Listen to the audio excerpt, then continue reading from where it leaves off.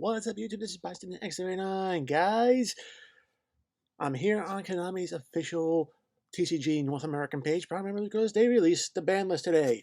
All right, and as per tradition, I am wearing my Spec Me Harder Konami shirt. It is my official ban list reaction shirt that I love wearing when I do these types of videos.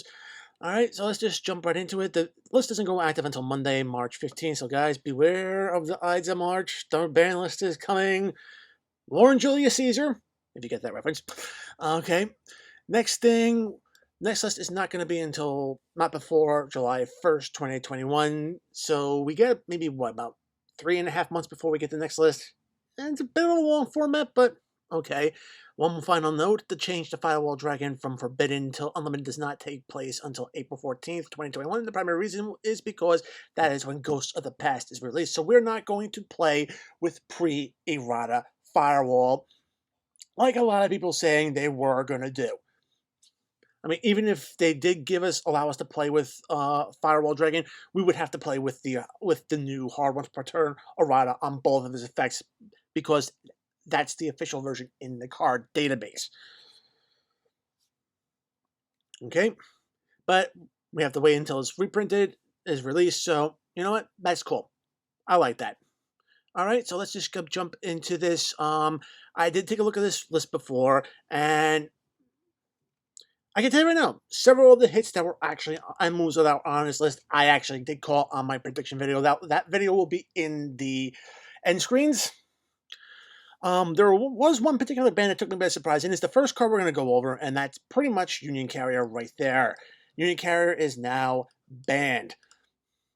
Okay, if we come back up, notice Destruction Buster Sword, Destruction Sword, or Buster Dragon Destruction Sword, excuse me, tongue-tied, no longer on the list, and that's primarily because its main enabler, Union Carrier, is gone.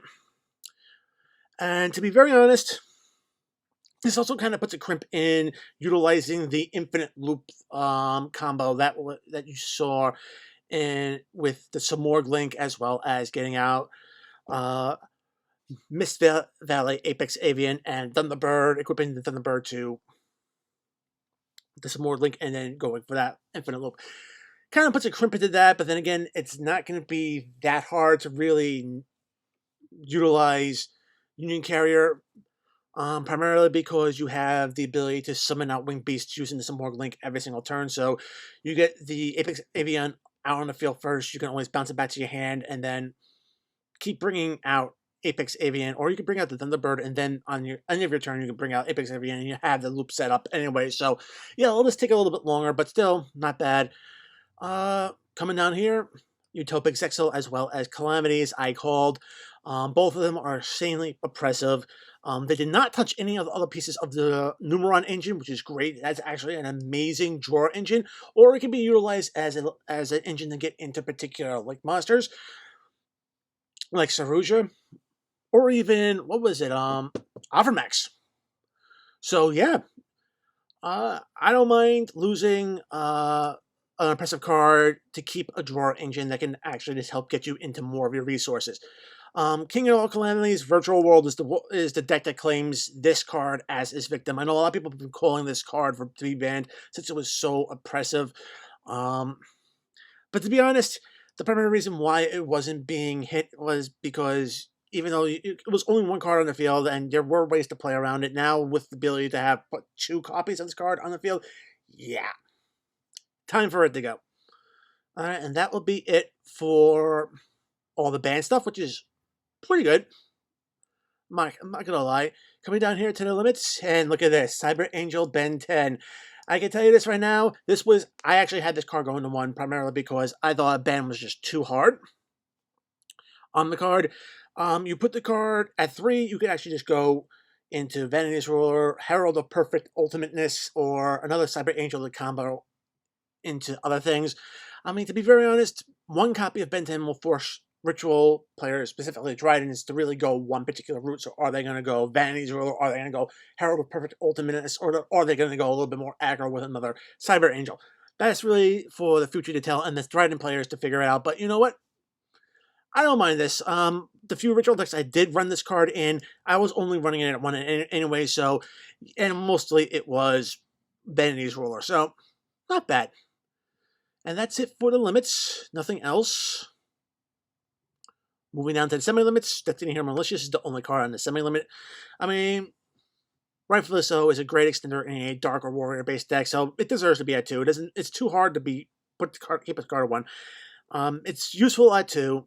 Leave it there. And of course, we got a whole bunch of cards coming off. Of course, I mentioned Dragon Buster Destruction Sword because Unicator got banned. It's safe to come off. Firewall Dragon, we're not getting this back until Ghosts of the Past is released, and its errata is officially in the card pool. Phantom Knights, Rusty Bardiche. I mean, seriously, who runs more than one copy in their extra deck when they're running Rusty? Nobody. I mean, there's no point in summoning. Once you get this guy out, you're pretty much going to have all your necessary materials on the field at that point, so what's going to really be useful? Dual Link got a reprint in the last structure deck for the Ice Barriers. It also got an errata in that particular structure deck, so that's actually pretty awesome.